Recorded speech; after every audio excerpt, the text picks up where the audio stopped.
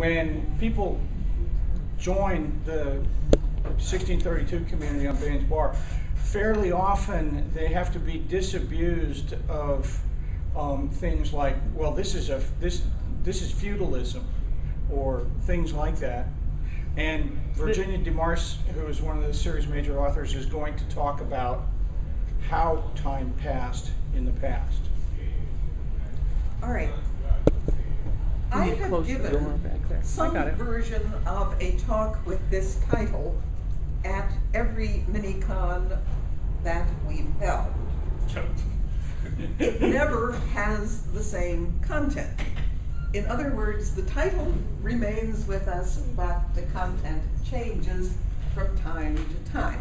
I want to start out this time with Paula's blurb, in which she says, "There were no knights in shining armor." True. There were, however, still cavalrymen in black armor. You will find that many of the military leaders of the period chose to have themselves portrayed wearing their cavalryman's black armor. Duke Bernhard of Saxe-Weimar, who comes up frequently in the story, every one of his official portraits was in his everyday working black armor, because that's how he wanted himself to portray himself, as a military leader, a general, a cavalry officer. His brother Duke Ernst, who also comes up in the series, interestingly enough, who in his later life really did become the major educational reformer that he is shown as in the series, chose to have himself portrayed officially in a black scholar's gown with the little lace-trimmed cravat that was of modest dimensions, suited to a scholar. In other words, we are here in a time period when, among the other aspects of modernity that is very strong, is that the leadership of Europe was very familiar with the concept of public relations. They hired professional PR people. This is not an American innovation. They knew how to do it already, and the experts, the specialists, were already present, available, and willing to hire themselves out for suitable remuneration to any client of whichever perspective who wanted to pay them for the job. These guys worked to a great extent on commission. Very few of them worked out of a series of sense of loyalty to the person on whose behalf they were writing. So you have the fascinating aspect of this period, in which I like to think of it as at the stage. If you picture the medieval world as an egg, this is the stage at which modernity has already pecked its way through and is sticking its head out. But modernity is still trying to function in many ways inside the shell of the historical past, which is why you find, if any of you were here yesterday evening when I was talking about land use, that real estate in the Germanies in this period was a buyer and seller market, a free market. After the sale was done, the lawyers drew up a contract which covered that sale within the wordage of feudal tenure, so that in theory, after somebody had paid somebody else 200 florins for a lot, the local ruler's chancery would issue a document assuring the world that the buyer now held this lot in tenure from so-and-so under the following conditions. It's a world in which, in theory, the nobles still did owe knight service to the rulers, but knights were totally obsolete.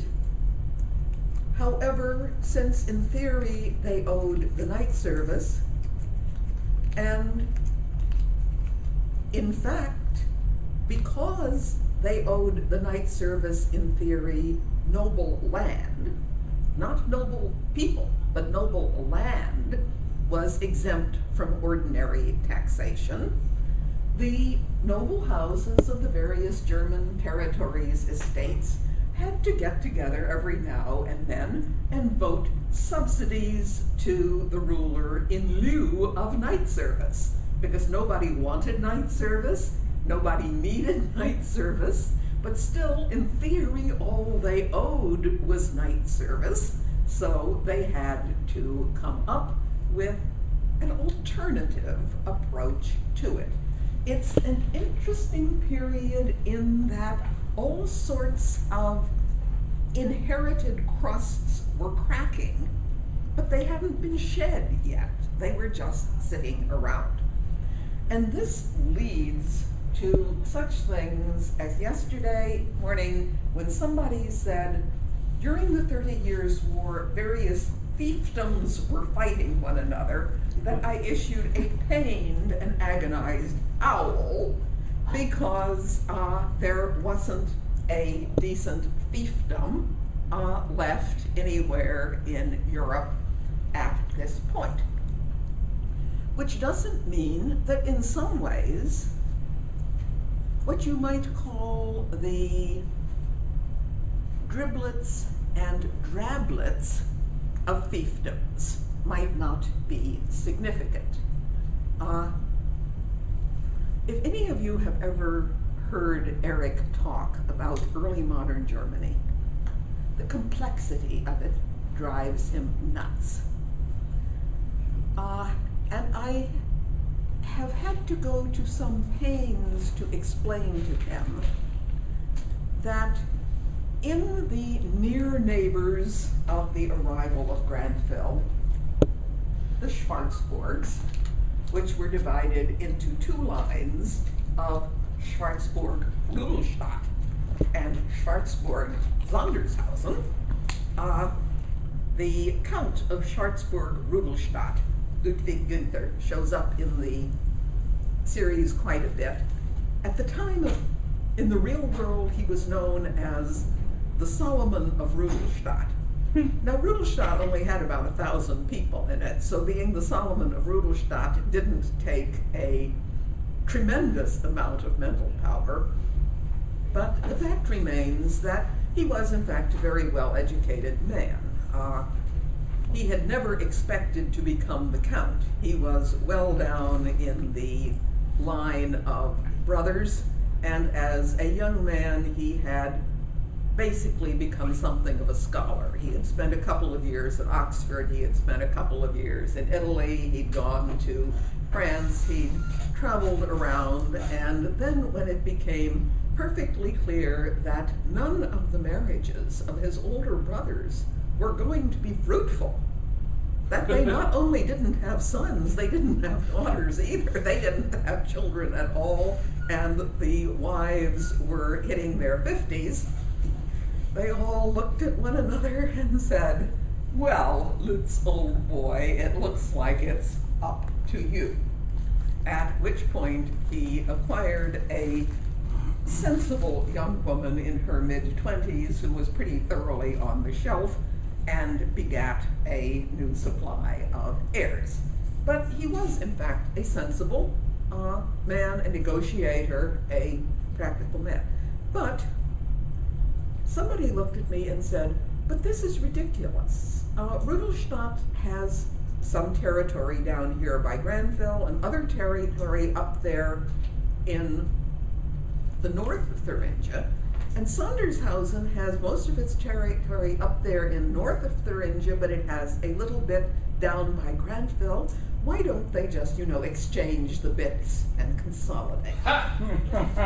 The American way. The American way. Let's consolidate this graduate school district.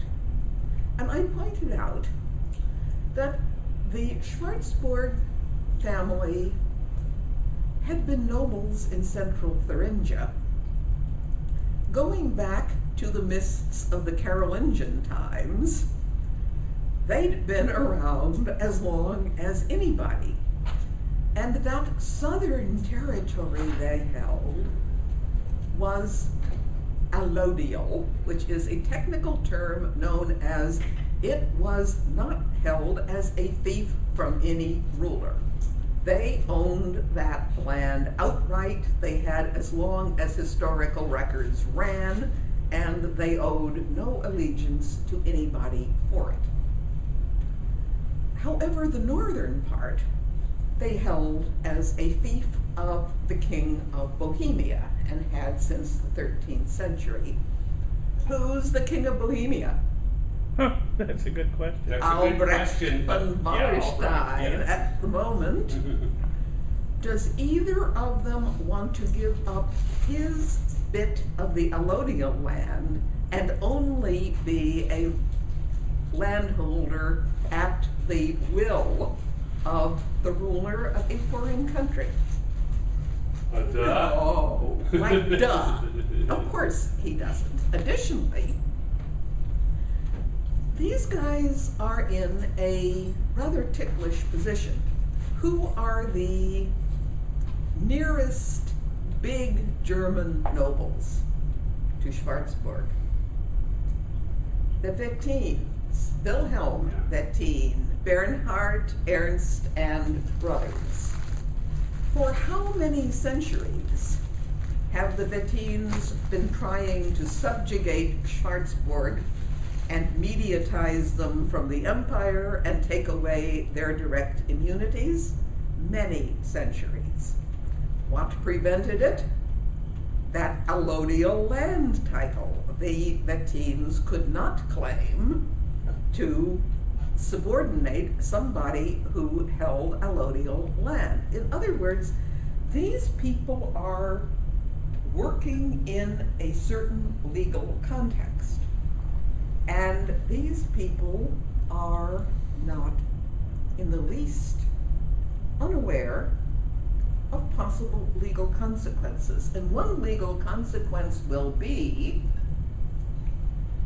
if this new USE experiment doesn't work, if at some point it collapses, where are we going to stand legally in relation to whatever successor organization shows up?